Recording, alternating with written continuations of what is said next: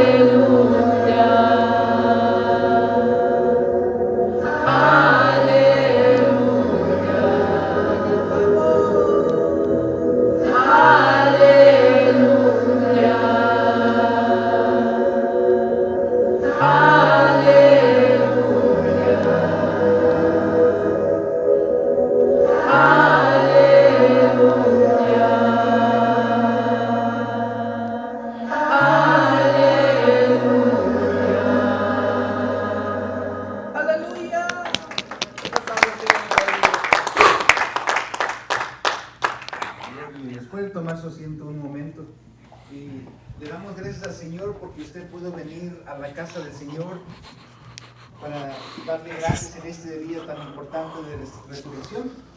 Y la palabra del Señor en el libro de Hechos habla el apóstol Pedro, hermanos, cuando dio su primer discurso, cuando llegó el derramamiento del Espíritu Santo, y les dijo, el profeta Joel había profetizado del derramamiento del Espíritu Santo, y también les habló David como profeta, también había profetizado de que Cristo se iba a levantar. Él ya les había hablado de la resurrección y no hablaba del mismo.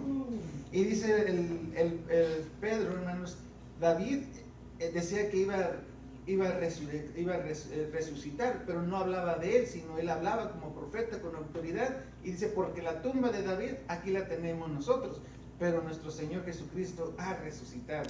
Amén. Y les decía él, o sea, él metió los profetas, les metió acá, y en ese tiempo ya saben ustedes que cuánta cantidad de gente se levantó. Y nosotros celebramos en esta mañana la resurrección de nuestro Señor Jesucristo.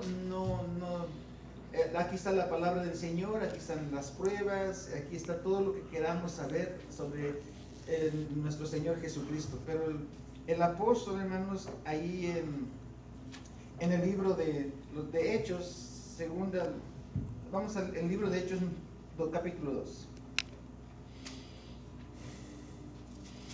Ahí en el versículo Hechos 2, 22. En el 22 dice, varones Israel, oíd estas palabras.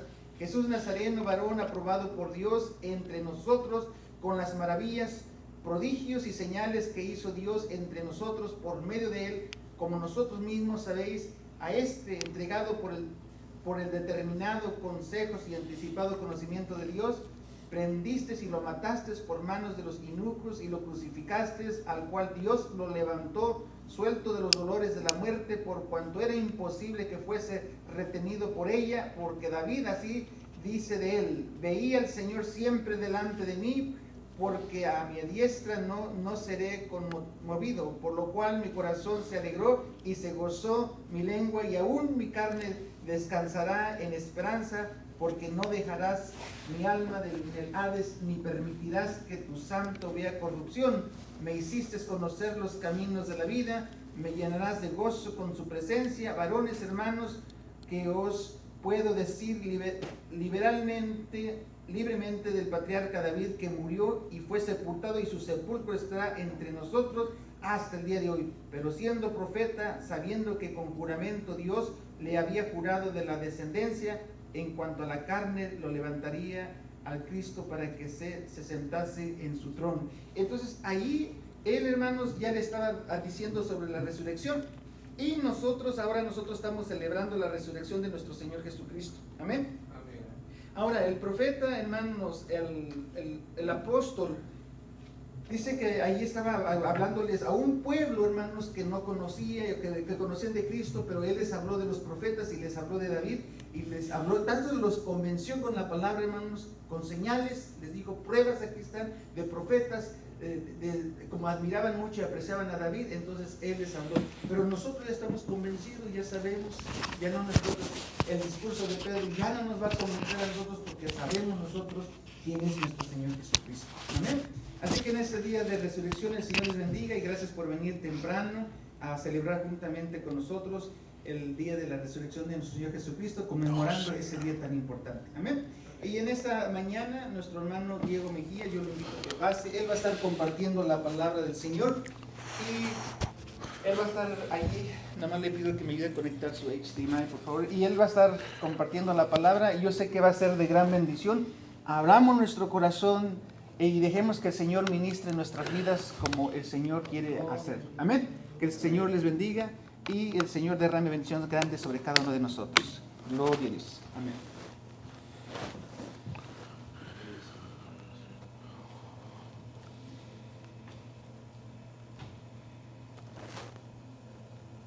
Listo. Muy buenos días para todos. ¿Cómo estamos esta mañana? Bendecidos, muy bien. Bueno, hoy me corresponde, o tengo el honor, me dan el honor de poder estar acá en el púlpito hablando frente a ustedes, y solo le pido a Dios, ahorita estaba orando en silencio, pidiéndome la iluminación para poder dar o ministrar en sus vidas como Él lo ha hecho en la mía y en la de mi familia. Quiero, primero que nada, pues agradecerle a Dios por este momento que tenemos para poder ministrar y para poder realizar este servicio. He escogido este tema, o Dios ha ministrado frente a mí, con este tema que se llama el plan de Dios sobre la adversidad. Bueno, muchos no lo saben, pero en mi país de origen yo soy maestro. Para eso estudié. Eso fue lo que puso Dios en mi camino para seguir adelante y desarrollar mi vida profesional como maestro. Nunca en mi vida había estado frente a un púlpito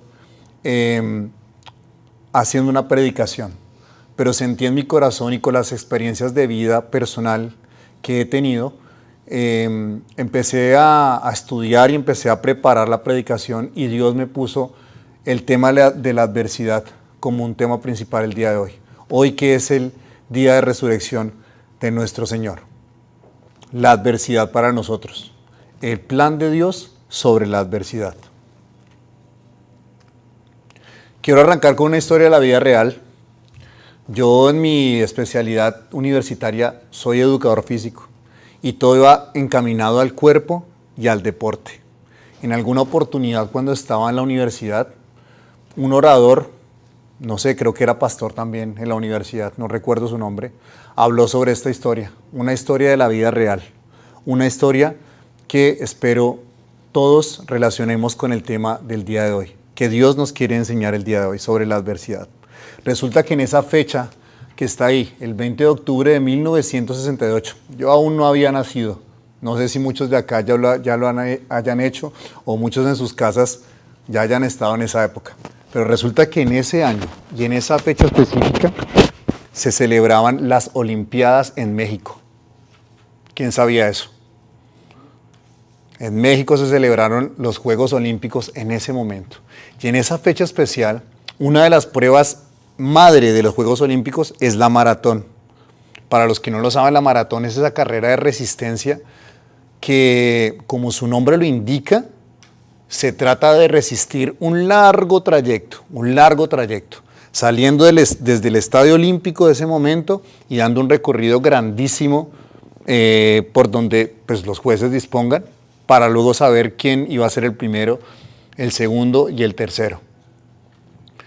En ese momento, ese 20 de octubre de 1968, había un atleta representado por el país de Tanzania.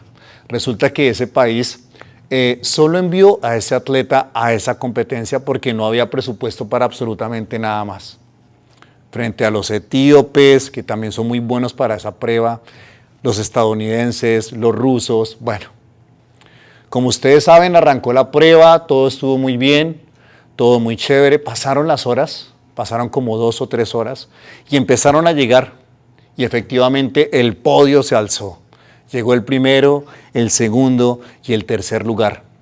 Todo el mundo vitorió a aquellos atletas que habían resistido aquella prueba tan dura. Pero faltaba algo que nadie se estaba esperando. Resulta que en los anuncios que decían en el estadio y en las radios en ese momento en México, un anunciante decía que faltaba un atleta por llegar, pero nadie sabía cuál era el paradero de aquel atleta, porque en ese momento no existía la tecnología que tenemos ahorita para hacer un seguimiento paso a paso de dónde estaba el atleta. Sin embargo, pues bueno, pasaron las horas, pasaron más de 3 horas y el estadio empezó pues a desocuparse porque ya la prueba había terminado, en teoría. Pero resulta que, sin darse cuenta, un anuncio en el Estadio Olímpico salió. En aquel anuncio, el anunciador, valga la redundancia, dijo: volteen a mirar a todos aquellos que va entrando el último atleta. El último atleta.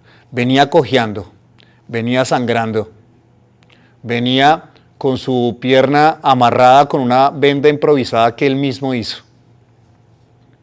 Se atravesaron los paramédicos a frenar su camino y a atenderlo, pero él los quitó con las fuerzas que le quedaban. y casi llegando de rodillas, casi sin ningún aliento, las únicas personas que estaban en ese estadio al ver ese espíritu se levantaron y empezaron a darle ánimos. Inclusive en el altavoz se escuchaba a aquel anunciador diciendo: usted puede llegar a finalizar la carrera. Y efectivamente, cuando atravesó la línea de meta, siendo el último después de 3 horas, logró pasar la meta. Logró desmayarse, pero pasó. Cuando ya lo atendieron, él fue victoriado, y ese momento de la historia está recordado en los Juegos Olímpicos. Como se recuerda, no en este momento se recuerda el primero, segundo o tercer lugar, se recuerda al espíritu humano de ese último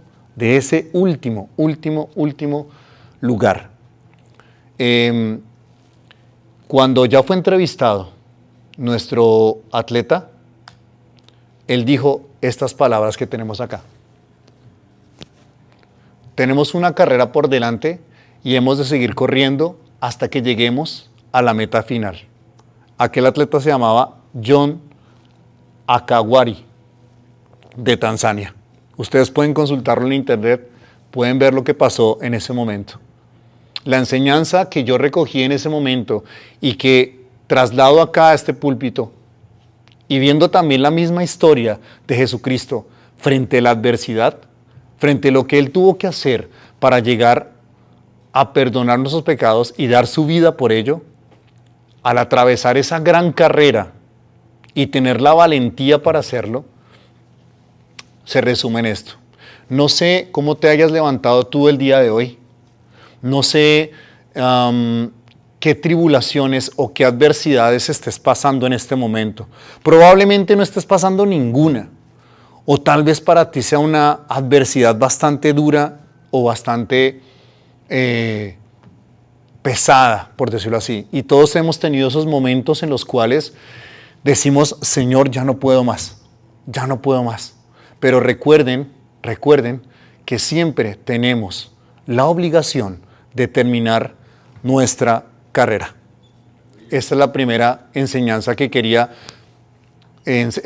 darles el día de hoy. Por favor, abran sus Biblias, si son tan amables, y busquemos esta parte que empecé a mirar para poder seguir desarrollando esta predicación. Deuteronomio 31, en el verso 6. Por favor, me dicen con una mano cuando lo hayan encontrado. Quiero que, ya que para mí es un honor estar acá frente a ustedes, quiero que por favor el hermano Ramiro, una de las personas que yo más estimo, he llegado a estimar, quiero que por favor en voz alta nos lea el verso 6, por favor. Dice: esforzaos y cobrad ánimo, no temáis ni tengáis miedo de ellos, porque Jehová tu Dios, que es el que va contigo, no te dejará ni te desamparará. Gracias, hermano. Y le voy a pedir a mi esposa, uno de mis pilares que Dios envió para mí, yo estoy muy bendecido, yo soy una persona bendecida y agradecida. Le voy a pedir a mi esposa, quien también me ayudó a hacer esta predicación, que por favor nos hable del verso número 8 en ese mismo capítulo. Y Jehová va delante de ti, Él estará contigo, no te dejará ni te desamparará, no temas ni te intimides. Muy bien, este pequeño apartado nos habla también sobre la adversidad, pero de alguna manera yo lo relaciono también en esos momentos en los cuales estamos en gran tribulación, en donde no encontramos la respuesta desde nuestra limitada humanidad. Y es en esos momentos cuando salen estos versos y estos apartes bíblicos donde nos dicen que hay una esperanza. Es como la primera opción que se nos da. La esperanza en el Señor de que las cosas van a estar bien, de que a pesar de todo, las cosas pueden mejorar en cualquier momento, de que la adversidad hace parte de nuestro camino y que tenemos que aceptarla como es. No sé, los que están ahorita de pronto aquí en la iglesia acompañándonos y tal vez los que en este momento por X o Y razón desde las redes sociales pueden ver esta palabra y les ministran algo, llévensela, porque de pronto, no sé, vuelvo y digo, no sé cómo te hayas levantado, es probable que estés pasando una gran adversidad, pero tenemos estos apartes que nos dan, nos reconfortan para saber que sí hay una esperanza y que las adversidades definitivamente son totalmente necesarias. Voy a hablar de otra figura. Me gustan las historias con varias figuras. Vamos a hablar de Abraham Lincoln.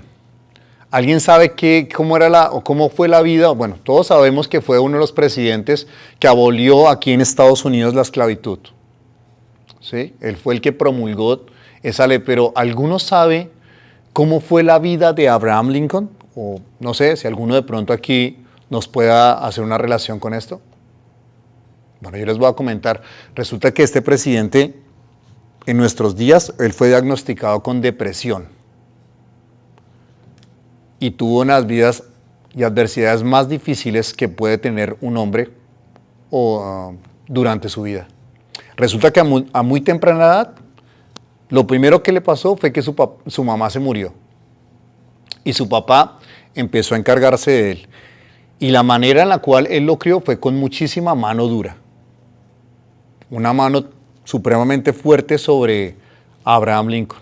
Ese fue el primer golpe que él tuvo. Más adelante, él tuvo una prometida y se enamoró como muchos de nosotros. Dios le puso a alguien para quien él sintió ese sentimiento bonito y era su prometida. Pero al poco tiempo cayó en enfermedad y aquella mujer murió.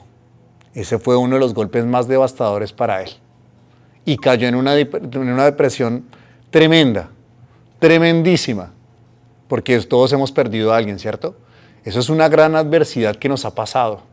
Perdemos a personas que quisiéramos que no y le preguntamos a Dios, ¿pero por qué, Señor?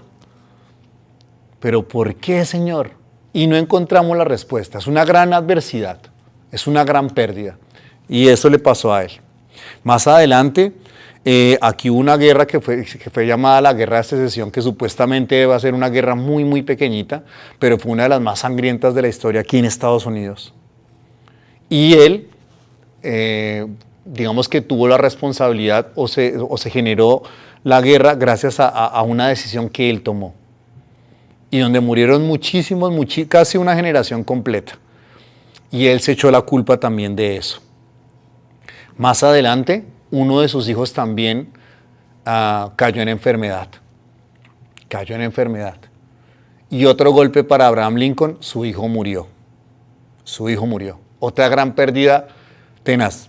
Yo no sé qué significará, bueno, no he llegado al punto de perder a un hijo, pero pienso que aquellos padres que han pasado por esa gran adversidad saben lo que significa y lo duro que es levantarse de esa tribulación gigantesca. Y sin embargo, fue uno de los presidentes más exitosos y padres de esta nación, en la cual estamos ahorita todos, donde nos tenemos la oportunidad de venir, de trabajar, de salir adelante. Y fue uno de los presidentes más recordados. Pero mire lo que pasó en algún momento en la vida de Abraham Lincoln, y vamos a hablar del éxito que él tuvo como presidente. Para él, la Biblia y la oración lo eran todo. Resulta que en una oportunidad una persona de color le regaló una Biblia. Y él dijo, con respecto a este gran libro, solo puedo decir que es el mejor don que Dios ha dado al hombre. Por medio de este libro se nos comunica todo el bien que el Salvador otorgó al mundo. Porque para él, su base para ser uno de los mejores presidentes de esta nación fue Dios.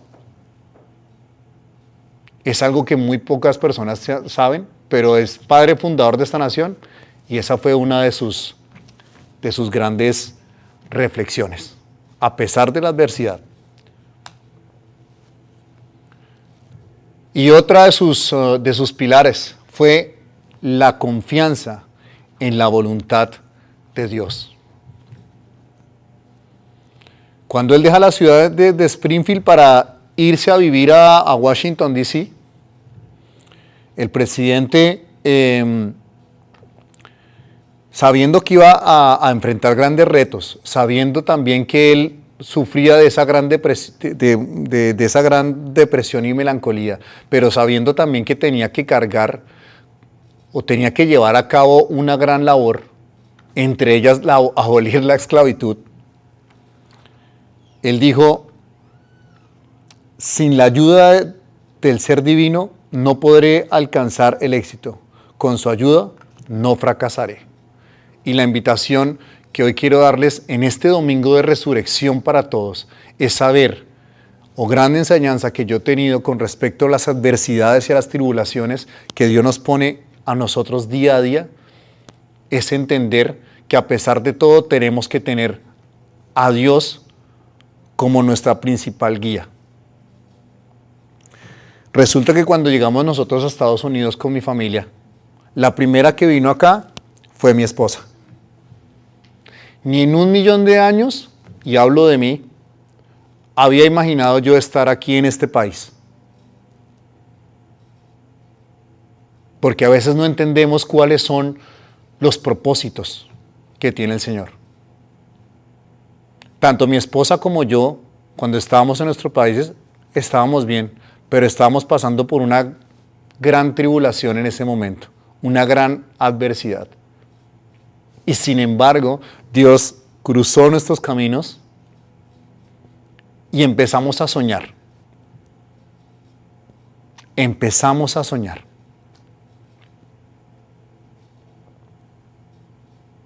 Y recuerdo muy bien que mi esposa me dijo, en alguna oportunidad, ella se presentó para un programa para trabajar acá en Estados Unidos, pero se presentó como, ¿será que lo hago? Pues sí, ella lo hizo. Nosotros teníamos nuestros trabajos allá en nuestro país, teníamos nuestras obligaciones como cualquiera de ustedes, nos levantábamos, trabajábamos, teníamos nuestros problemas, teníamos también nuestras alegrías, teníamos absolutamente todo, teníamos la vida normal.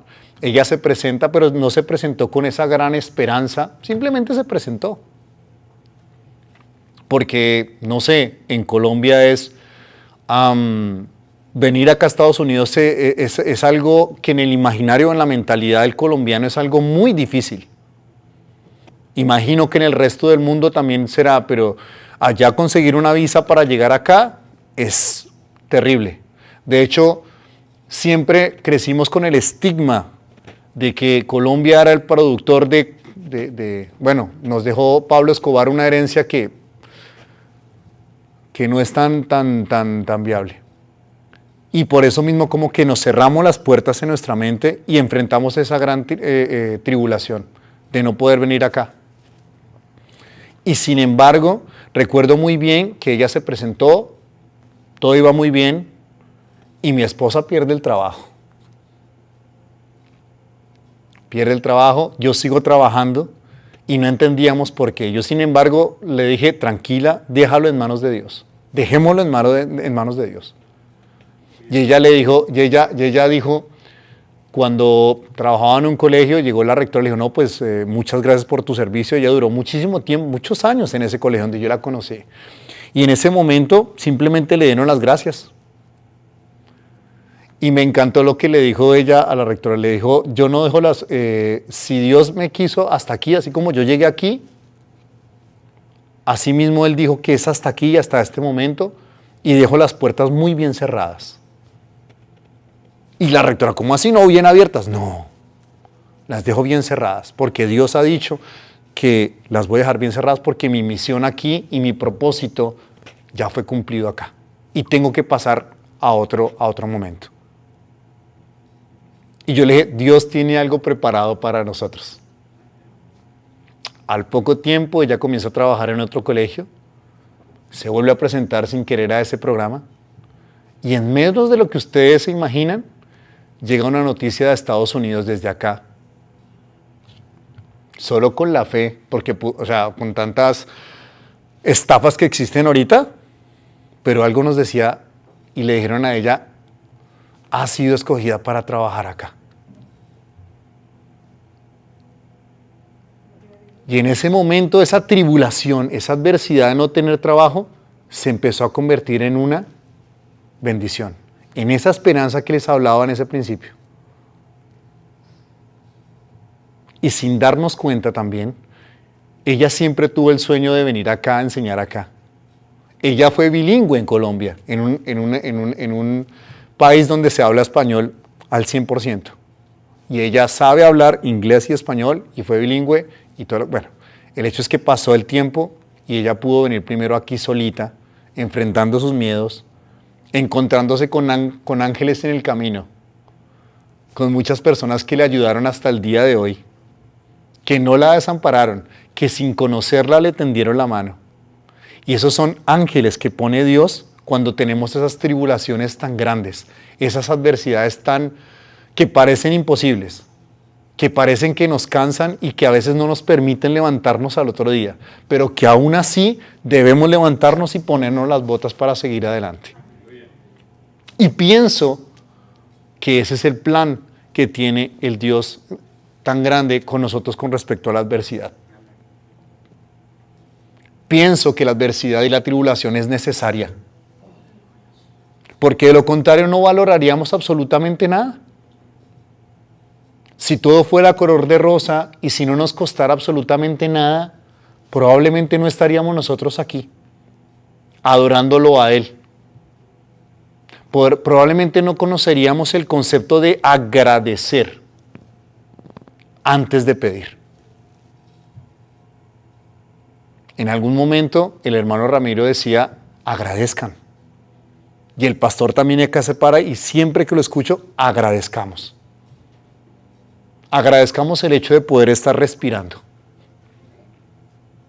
Agradezcamos el hecho de podernos levantar y sentir el calor de la persona amada al lado de nosotros. Agradezcamos el hecho de poder estar bajo un techo. Aunque de pronto a veces no tengamos trabajo, o aunque de pronto en nuestros bolsillos no exista $1, pero nos levantamos, ¿cierto? Y podemos decirle a una persona, te amo, o te quiero. Y ahí viene la gran importancia del plan de Dios con respecto a la adversidad. Por favor, vayan a su Biblia, a Romanos capítulo 5, versículo 3. Regálenme un amén cuando hayan llegado, por favor. Por favor, hermano Felipe, me encantaría que usted nos leyera este versículo en voz alta, por favor. Dice la palabra en Romanos 5:3. Y no solo esto, sino que también nos gloriamos con las tribulaciones, sabiendo que la tribulación produce paciencia. Y la paciencia Esperanza. prueba, y la prueba produce esperanza. Yo ahí en ese momento, hermanos, algo pasó en mí. Yo no soy de grandes epifanías ni nada por el estilo. Nunca he sido así. Creo que siempre me he considerado una muy buena persona. Crecí, gracias a Dios, con una familia hermosa, que me enseñaron principios que de pronto hoy en día las nuevas generaciones en muchos aspectos no gozan. Yo tuve esa bendición. Sin embargo, no soy de grandes epifanías ni de grandes como iluminaciones tal vez. No, nunca ha sido de esa manera conmigo. Pero en ese momento y al escuchar o al leer esta parte de la Biblia, Dios con las adversidades nos enseña lo que es la paciencia. Esa palabra es en sí misma una actitud hacia una adversidad. La paciencia. Y para enfrentar una adversidad hay que ser primero paciente. Y es muy difícil a veces, todos lo sabemos. Es muy complicado. Pero la paciencia, dice Dios, la paciencia, sé paciente. Sé paciente. Por ahí escuché también que los seres humanos crecemos dependiendo del contexto, o sea, del lugar de donde nacimos, de donde crecimos, y eso en algún momento en nuestros primeros años nos va a definir. Pero yo creo que hasta cierto punto eso no es tan real. Porque las circunstancias no pueden definir lo que somos y los actos que hacemos. Una circunstancia es una adversidad. Una circunstancia puede ser que a las 2 de la mañana se te reventó el tubo del agua y se te inundó absolutamente toda tu casa y tu apartamento. Y todo lo que está ahí, cuando te levantaste, ya no estaba, se volvió nada y tienes que sacar el agua. Si esa circunstancia definiera lo que yo soy, pues probablemente me echo a morir y ya. Pero pienso que esa circunstancia lo que nos tiene que hacer es hacernos tomar acción. Y recuerdo muy bien este viernes que pasó, que el pastor se paró acá diciendo, tomemos acción. Tomemos acción. Porque con la paciencia comenzamos a tener la calma, luego viene la oración, viene la esperanza, pero tenemos que tomar acción ante esa adversidad. Tenemos que tomar acción. Este es un mensaje también para nosotros que somos de estas generaciones, pero para las nuevas generaciones también. Porque en su juventud de pronto ellos no entienden que tienen que tomar acción. De que muchas veces no tenemos ganas de hacer las cosas. Pero que aunque no tengamos las ganas de hacer las cosas, hay que hacer las cosas.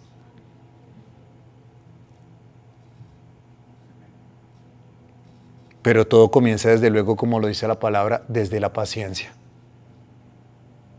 Y en la paciencia vendrá la prueba. Y en esa prueba tú vas a tomar una decisión, pero antes que nada tienes que decir, hay esperanza. Hay esperanza. Vamos a salir de esto. De lo que sea que esté pasando.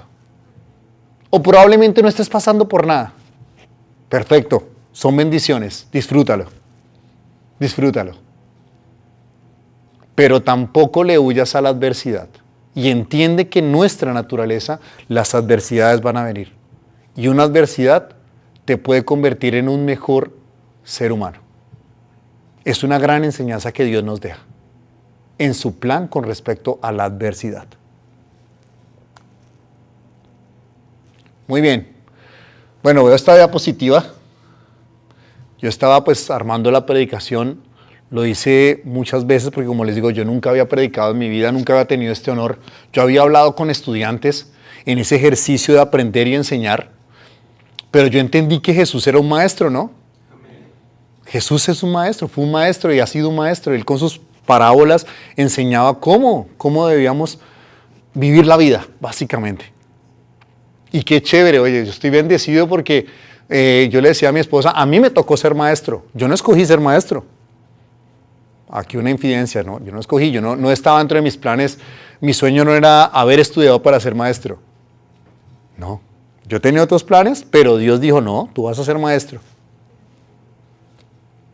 Y en este momento esa vocación, digo, oye, tiene todo el sentido de la vida.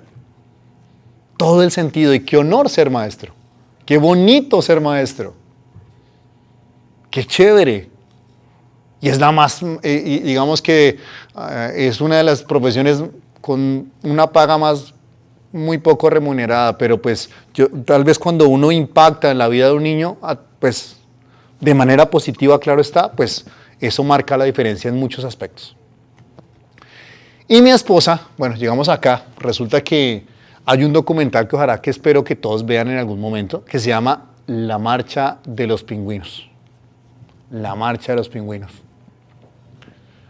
Sí, es un documental, no sé cuánto dura, bueno, nosotros lo vimos porque pues la que me habló de eso, porque estaba pues mirando la predicación y me dijo, mira este documental, me dijo mi esposa.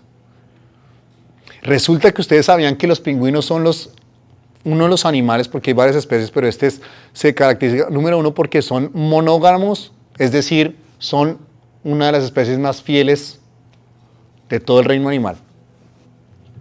En el momento en que un pingüinito se enamora, si podemos hablar de amor, de una pingüinita y viceversa, ellos quedan unidos hasta el día en que se van de este mundo. No hay de otra.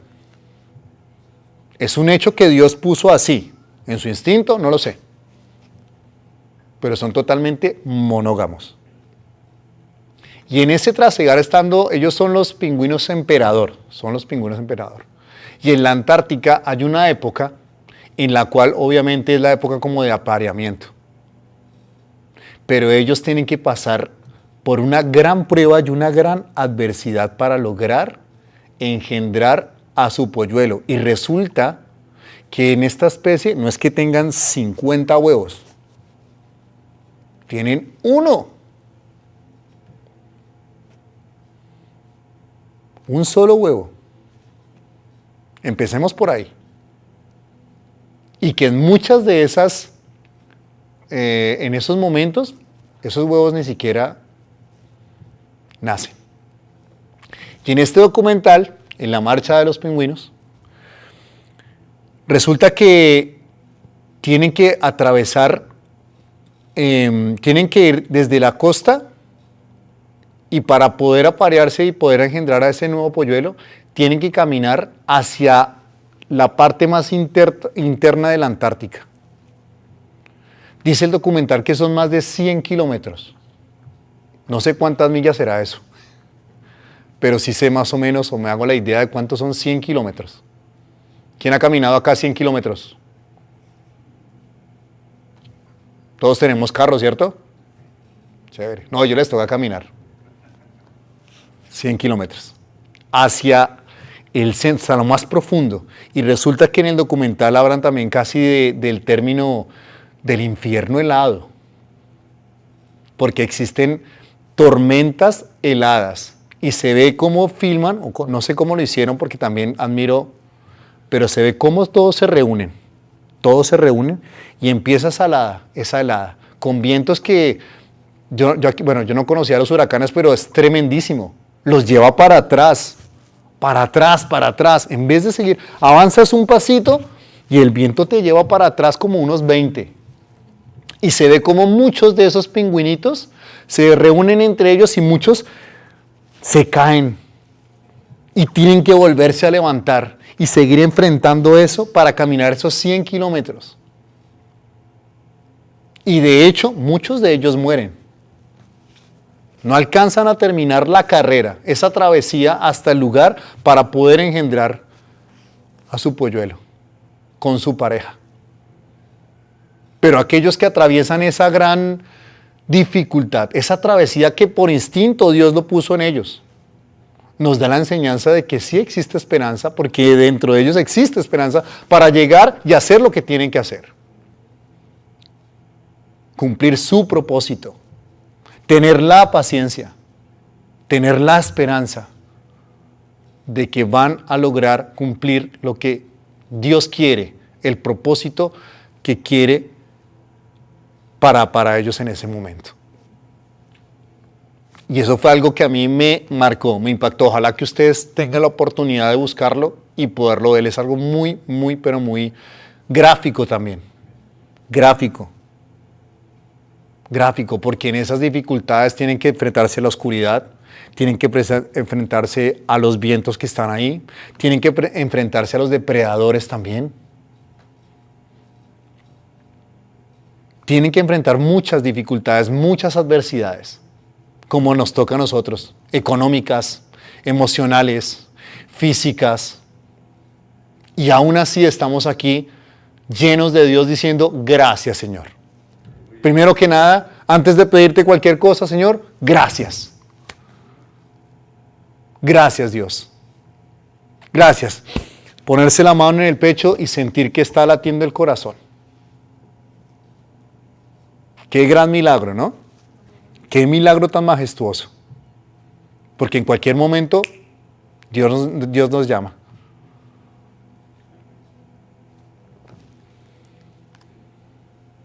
Y eso nos lleva a una pequeña palabra muy pequeña palabra, pero con un significado tan inmenso.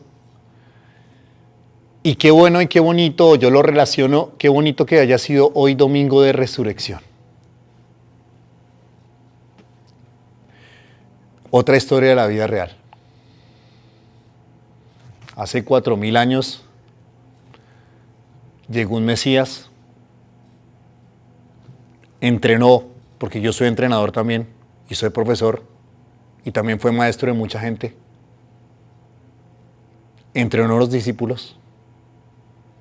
Caminó entre nosotros 33 años de su vida, sabiendo que el propósito de él acá era dar su vida para perdonar nuestros pecados. Ya a mí me impactó mucho que el viernes pasado yo no lo había visto desde ese punto de vista, y siempre nos habían dicho que Jesús era una persona como débil, como tranquila, y no, fue una persona fuerte y valiente. Yo no lo había relacionado. Cuando el pastor Arturo vino acá y nos dijo, ¿ustedes se imaginan saber que van a pasar por algo terriblemente doloroso? Por una adversidad que yo creo que es inimaginable, y Él lo hizo. Él lo hizo por nosotros. Por curar nuestras imperfecciones, por salvarnos del pecado. Y nos dejó algo maravilloso, la fe. La fe. Esa pequeña palabra, pero que es muy grande en significado y que definitivamente nos enseña que partiendo de ella podemos superar cualquier adversidad. Y que cuando venga una adversidad en el momento que sea nuestra vida, primero agradezcamos que vino esa adversidad, tengamos la paciencia para poderla afrontar, tengamos la esperanza de que sí vamos a afrontarla, y tengamos la fe para orar y para tomar acción y poderla superar. Por favor, quiero pedir al pastor que en la Biblia, en este aparte que es muy bonito, en Hebreos capítulo 11, versículo 1, nos lea en voz alta lo que dice. Es pues la fe, la certeza de lo que se espera, la convicción de lo que no se ve. Hebreos 11:1. Qué frase tan impresionante. A mí me impacta muchísimo. Porque los que estamos acá entendimos que tener la certeza de lo que se espera y la convicción de lo que no se ve, cuando tú no tienes las cosas ahí, es algo que sí, que para nosotros es real. Dios es real. Jesús es real. Él resucitó y nos dejó estas grandes enseñanzas. Con este pequeño aparte de la Biblia, pues termino, no sin antes agradecerles haberme escuchado, y espero haber sido instrumento de ministración para todos ustedes, como este ejercicio lo fue para mí. Muchísimas gracias para todos. Amén.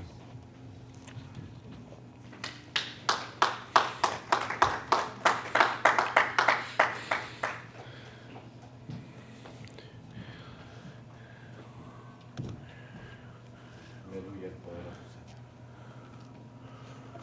Te alabamos, Padre maravilloso. Qué única palabra. Como el Señor habla a través